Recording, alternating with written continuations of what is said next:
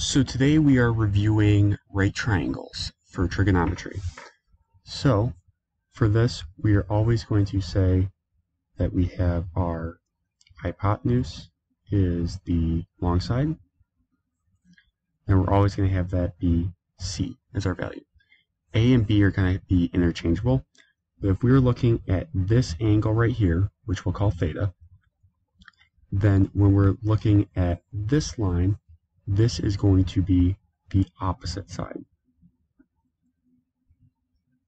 And for just today, we're going to call that side B. This side over here that is connected to the angle is going to be the adjacent side, and we'll call that A.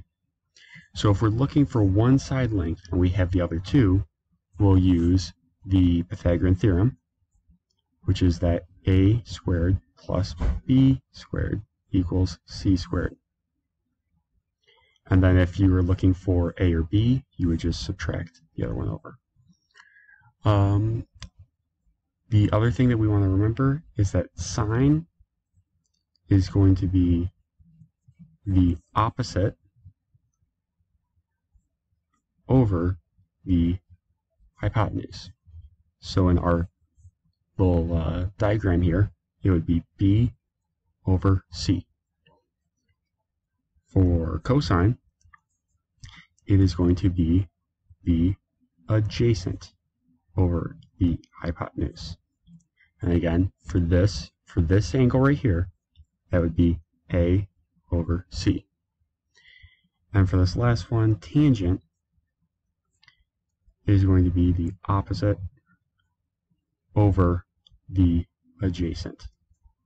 And for our problem here, that's going to be B over A. So if you're looking for any of these, this is the formula that you'll have. Remember, opposite is always going to be looking. The angle is going to be looking at that opposite wall.